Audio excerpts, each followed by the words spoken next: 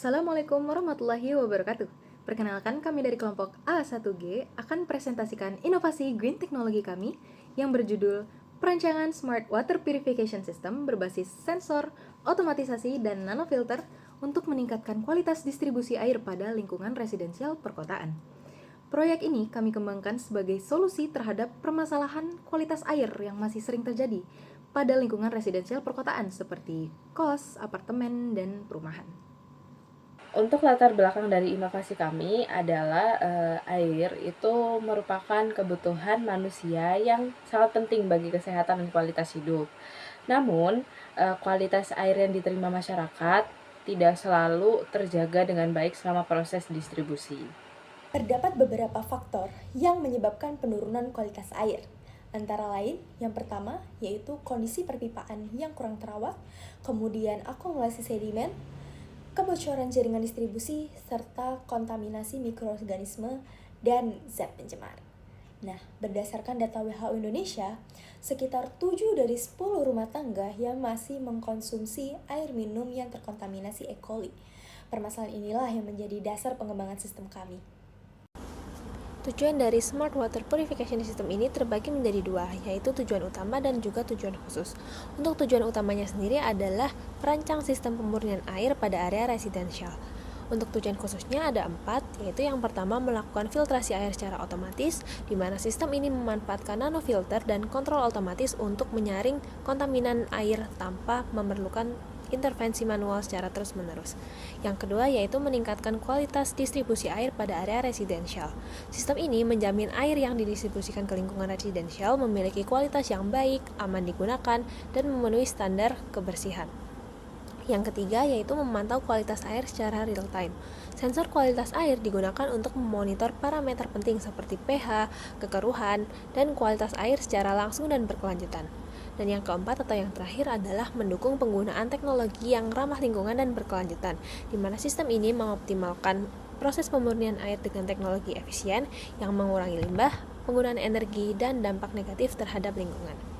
Selanjutnya saya akan menjelaskan gambaran sistem secara garis besar. Pada Smart Water Purification System berbasis sensor, otomatisasi, dan juga nanofilter secara umum, sistem bekerja melalui beberapa tahapan. Pertama, air akan didistribusikan masuk ke dalam sistem. Nah, air tersebut kemudian akan dipantau kualitasnya menggunakan beberapa sensor, yaitu sensor pH, sensor TDS, sensor turbidity, dan juga flow sensor. Data yang diperoleh dari sensor tersebut kemudian akan dianalisis untuk menentukan kualitas air. Kemudian air itu akan melewati proses filtrasi menggunakan sistem multitahap dan juga nanofilter. Setelah proses filtrasi selesai, kualitas air itu akan dievaluasi kembali apakah sudah memenuhi kualitas standar atau belum. Apabila air sudah memenuhi kualitas standar, maka air siap dan juga akan langsung didistribusikan kepada pengguna. Namun, jika air tersebut masih belum memenuhi standar, maka sistem akan melakukan proses maintenance atau filtrasi ulang sehingga air tersebut layak dan juga memenuhi kualitas sehingga dapat kita salurkan kepada pengguna. Bagi teknik elektro memiliki beberapa peran, yaitu yang pertama, sistem supply data distribusi daya. Pada Smart Water Purification System, teknik elektro berperan dalam merancang sistem kelistrikan yang mampu menyuplai daya secara stabil untuk seluruh perangkat elektronik pada sistem filtrasi air. Nah, sumber energi utama berasal dari jaringan listrik PLN 2020 volt AC yang kemudian dikonversi menjadi tegangan DC menggunakan adaptor dan voltage regulator sesuai kebutuhan masing-masing komponen. Nah, distribusi daya dirancang untuk menyuplai sensor, microcontroller, pompa, relay, dan aktuator secara stabil, sehingga sistem dapat bekerja secara kontinu pada lingkungan residensial seperti rumah, kos, maupun apartemen. Selain itu, sistem dilengkapi fuse protection, regulator tegangan, dan pengaman arus lebih untuk mencegah kerusakan perangkat akibat korsleting maupun lonjakan tegangan listrik. Untuk meningkatkan efisiensi energi, sistem juga menerapkan pengaturan kerja pompa dan perangkat elektronik berdasarkan kebutuhan operasi, sehingga konsumsi daya menjadi lebih hemat dan sesuai untuk implementasi residensial jangka panjang.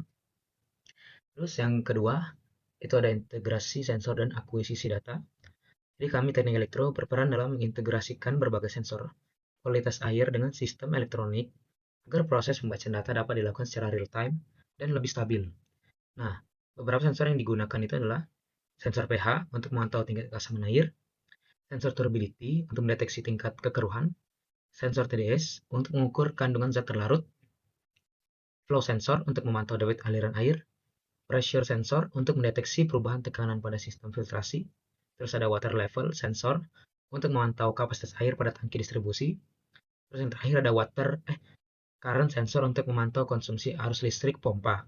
Nah, data hasil pembacaan sensor dikirim menuju mikrokontrol ESP32 melalui sistem akuisisi data elektronik untuk diproses dan ditampilkan pada sistem monitoring.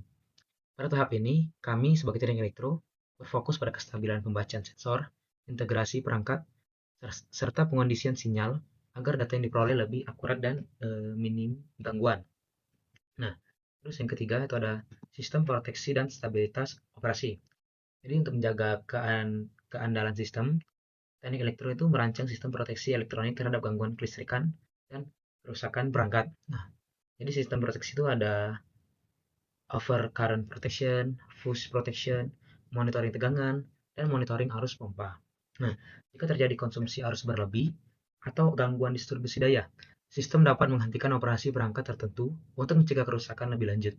Selain itu, monitoring kondisi elektronik secara berkala itu membantu meningkatkan stabilitas operasi sistem filtrasi sehingga distribusi air bersih dapat berjalan lebih aman dan berkelanjutan pada lingkungan residensial. Peran teknik industri dalam Smart Water Purification System yang pertama ada merancang sistem distribusi air yang efisien dan terintegrasi. Yang kedua ada mengoptimalkan aliran distribusi untuk mengurangi kehilangan air dan kebocoran. Yang ketiga ada mengintegrasikan teknologi sensor, monitoring, dan otomatisasi dalam satu sistem. Yang keempat ada meningkatkan efisiensi penggunaan energi pada proses filtrasi dan pemompaan. Yang kelima, menerapkan preventive maintenance berbasis data sensor untuk menjaga keandalan sistem. Yang terakhir ada mendukung pengambilan keputusan yang cepat melalui analisis data kualitas air secara real-time. Nah, peran teknik industri ini nggak hanya berfokus pada teknologi permurnian air, tetapi juga memastikan seluruh proses dapat berjalan secara efisien. Dengan pendekatan ini, kualitas air dapat terjaga, penggunaan sumber daya menjadi lebih efisien, dan sistem dapat beroperasi secara berkelanjutan. Baik, selanjutnya di sini saya akan menjelaskan terkait peran program studi rekayasa nanoteknologi pada inovasi kali ini. Nah, nanoteknologi pada inovasi kali ini diimplementasikan sebagai filtrasi air menggunakan copper nanoparticles atau CuNPS, di mana material ini merupakan material berbasis tembaga berukuran nanometer yang dapat memfiltrasi air dari bakteri, mikroplastik, ion logam berat, dan juga sisa polutan seperti itu. Nah, copper nanoparticle ini dapat dibuat melalui beberapa bahan, salah satunya itu melalui tumbuhan, di mana prosesnya itu dapat dilakukan dengan cara yang pertama, dilakukan penghancuran tumbuhan itu sendiri agar didapatkan ukuran yang lebih kecil yang selanjutnya dapat diekstraksi seperti itu. Nah, setelah diekstraksi, tumbuhan tersebut dilakukan penyaringan untuk memisahkan ampas sisa tumbuhannya dan juga cairan ekstrak murninya. Nah, setelah ekstrak tumbuhan itu didapatkan, ditambahkan prekursor tembaga atau CU prekursor ini sebagai bahan yang nantinya akan kita gunakan untuk nanoparticles itu sendiri. Nah, setelah ditambahkan dengan prekursor tembaga, proses dilanjutkan dengan sintesis. Sintesis dari campuran antara ekstrak tumbuhan tadi dengan prekursor tembaganya. Setelah itu dilakukan sentrifugasi untuk memisahkan antara endapan nanopartikel tembaga yang terbentuk dari sisa cairan pelarutnya. Nah, setelah kita dapatkan endapan nanopartikel, itu kan masih dalam bentuk basah. Nah, perlu dilakukan pengeringan agar kita mendapatkan tembaga dengan kondisi yang lebih baik tanpa merusak material tembaga itu sendiri dari panas. Nah, maka dari itu dilakukan proses freezer dryer atau pengeringan beku. Nah, setelah kita mendapatkan nanopartikel yang kering, nanopartikel tersebut sudah dapat digunakan pada filtrasi air ini sendiri. Nah, prinsip kerjanya bagaimana? Prinsip kerjanya itu ketika air melewati permukaan koper nanopartikel ini, bakteri yang ada di dalam air ketika terjadi kontak langsung dengan koper nanopartikel ini, bagian dinding sel dari bakteri itu dapat tersangkut ke nanopartikel koper ini sendiri dan dapat mengakibatkan dinding selnya itu rusak karena terkoyak seperti itu. Nah, akibatnya sitoplasma di dalam bakteri ini akan lisis dan bakterinya akan menyusut dan langsung mati. Nah, pada slide ini dapat dilihat bahwasanya di sini ada morfologi bakteri yang mengalami kebocoran atau lisis seperti itu. Nah, kemudian filtrat ini akan ditekan melewati membran nanofilter utama dengan ukuran pori 1-2 nanometer. Membran ini secara selektif akan dapat menahan sisa polutan mikroskopis, mikroplastik dan juga ion logam berat seperti Pb atau timbal dan juga merkuri. Namun tetap dapat meloloskan mineral esensial yang dibutuhkan oleh tubuh. Mungkin seperti itu peran program studi rekayasa nanoteknologi dalam inovasi kali ini.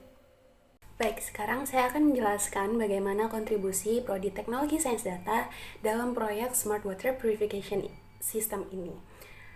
Tantangan utama sistem ini itu bukan hanya menyaring air, tapi juga bagaimana memahami data yang terus-menerus dihasilkan oleh sensor seperti pH, kekeruhan, suhu, TDS, dissolved oxygen, dan konduktivitas. Nah, disinilah peran TSD itu menjadi sangat krusial. Solusi pertama yang kami usulkan adalah model LSTM atau Long Short Term Memory. Kenapa LSTM? Karena data sensor itu bersifat time series. Artinya, kondisi air saat ini itu sangat dipengaruhi oleh pola data sebelumnya. Nah, LSTM itu mampu mengingat pola jangka panjang tersebut melalui mekanisme memory cell dan gates-nya. Nah, dengan melatih LSTM menggunakan data histori sensor, sistem itu dapat memprediksi penurunan kualitas air secara real time. Misalnya sebelum pH turun drastis atau kekeruhan melonjak. Hasilnya apa? Sistem itu bisa mengaktifkan filtrasi tambahan atau memberikan peringatan dini kepada operator secara otomatis sebelum masalah terjadi. Solusi kedua adalah Random Forest Regressor yang digunakan untuk mengevaluasi efektivitas nanofilter. Nah, model ini itu membangun ratusan decision tree secara paralel dan menggabungkan hasilnya agar prediksi itu lebih stabil. Inputnya itu berupa data multivariat seperti suhu, tekanan membran, jenis polutan, dan juga nilai TDS. Nah, outputnya itu adalah seberapa efektif proses penyaringan itu berlangsung di setiap tahap. Kelebihannya, Random Forest itu menghasilkan feature important, yaitu informasi tentang sensor mana yang paling berpengaruh terhadap keberhasilan pemurnian. Lalu, solusi yang ketiga adalah XGBoost yang kami gunakan untuk deteksi anomali dan predictive maintenance. Algoritma ini itu sangat cepat dan akurat dalam mengenali pola yang menyimpang seperti tekanan air yang tidak wajar, lalu juga laju aliran yang tidak normal atau performa filter yang mulai turun seperti itu. Nah, dengan XGBoost itu sistem dapat mendeteksi masalah lebih dini, lalu menentukan kapan komponen nanofilter itu harus diganti dan juga mencegah kerusakan yang lebih besar, sekaligus juga itu menekan biaya operasional. Nah, jadi ketiga model ini, LSTM untuk prediksi real time, Random Forest untuk evaluasi filtrasi, dan XGBoost untuk predictive maintenance itu bekerja secara sinergis untuk memastikan sistem ini tidak hanya menyaring air, tetapi juga cerdas dalam menjaga kualitasnya secara berkelanjutan. Kami dari TRKB itu di bagian otomasi supaya manajemen tangki dan maintenance sistem ini berjalan dengan otomatis dan lancar. Untuk bagian manajemen tangki itu pertama, saat air diproses melalui filter, dia akan melewati beberapa sensor seperti sensor tekanan, sensor pH, dan sensor semacamnya. Itu digunakan untuk menentukan apakah airnya layak dikonsumsi atau tidak. Jika airnya layak dikonsumsi, maka dia akan masuk ke potable tank. Guna dari potable tank ini adalah untuk air-air seperti air masak atau air semacamnya. Oke. Nah, jika airnya tidak layak dikonsumsi, masuknya ke grey water tank. Ini digunanya untuk air kayak air ngepel, air di kamar mandi, dan semacamnya, air nge-flush. Ini air-air yang tidak dipakai konsumsi. Tujuan dari manajemen tangki ini tuh supaya kalau ada air yang gak layak pakai, gak kita langsung buang, kita pakai untuk hal-hal lain yang bisa. Nah, untuk maintenance-nya, untuk penjagaan sistem ini biar berjalan lancar tuh ada 2 macam maintenance yang dilakuin. Jadi kan ada 4 filter nih. Filter pertama, kedua, dan ketiga itu filternya nggak terlalu mahal, dispendable lah bilangannya. Karena dia dispendable, maka kita saat mendapatkannya. Jadi kita mulai dari filter yang keempat dulu, filter terakhir, nano mesh filter ini. Ini filternya tuh kalau dia ngerasa kayak ada tekanan gitu ya, tekanan yang abnormal, maka akan dilakukan backwash. Backwash itu seperti apa? Jadi kan biasanya tuh, bayangkan kalau ini tuh filternya aja ya, airnya masuk sini kan, kotoran-kotoran akan berendap di sini. Nah, backwash itu berarti kita berikan aliran air lain yang berlawanan pas lewat filter, untuk melepaskan endapan-endapan yang ada di filter ini, terus dibuang lewat jalur pembuangan limbah gitu, supaya filter keempat ini tuh bisa dipakai berkali-kali, karena dia salah satu filter yang lumayan mahal. Nah, untuk filter 1, 2, dan 3 ini tuh, jika terasa ada penyumbatan, maka dia akan ada notifikasi kepada user untuk mengganti filternya. Karena kalau kita nge-backwash semuanya, berarti kan nanti akan ada loss of effectiveness gitu kalau kita nge-backwash semuanya, karena filternya cuma akan jalur pembuangan limbahnya harus ada lebih banyak, terus tuh efektivitasnya akan berkurang. Pada aspek green technology, sistem ini memenuhi prinsip teknologi ramah lingkungan karena memberikan beberapa manfaat dalam pengelolaan sumber daya air. Pertama, memenuhi kualitas air. Sistem ini membantu menjaga kualitas air melalui proses monitoring yang dilakukan secara terus-menerus sehingga kondisi air dapat dipantau dengan lebih baik. Kedua, meminimalisir boros air. Dengan adanya monitoring dan kontrol otomatis, penggunaan air menjadi lebih terukur sehingga dapat mengurangi pemborosan yang mungkin terjadi. Ketiga, meningkatkan efisiensi energi. Sistem ini memungkinkan pompa beroperasi sesuai kebutuhan, sehingga penggunaan energi menjadi lebih efektif dan tidak berlebihan. Keempat, predictive maintenance. Sistem ini dapat membantu mendeteksi potensi masalah pada komponen lebih awal, sehingga perawatan dapat dilakukan sebelum terjadi kerusakan yang lebih besar dan umur peralatan menjadi lebih panjang. Dengan demikian, sistem ini tidak hanya mendukung pengelolaan air yang lebih baik, tetapi juga membantu menciptakan penggunaan sumber daya yang lebih efisien dan berkelanjutan. Keunggulan dari Smart Water Purification System ini meliputi 1. Monitoring kualitas air secara real-time. Yang kedua, filtrasi berbasis nanofilter. Yang ketiga, otomatisasi proses distribusi. Yang keempat, pemeliharaan prediktif. Dan yang terakhir adalah implementasi yang realistis pada skala residensial seperti kos, apartemen, dan perumahan. Melalui integrasi sensor, otomatisasi analisis data, dan nanofilter, Smart Water Purification System ini diharapkan mampu menjadi solusi inovatif untuk meningkatkan kualitas distribusi air pada lingkungan residensial perkotaan. Tidak hanya memberikan manfaat bagi masyarakat, tapi sistem ini juga mendukung prinsip green technology melalui pengelolaan air yang lebih aman, efisien, dan berkelanjutan. Sekian dari kelompok A1G, terima kasih atas perhatian yang telah diberikan. Wassalamualaikum warahmatullahi wabarakatuh.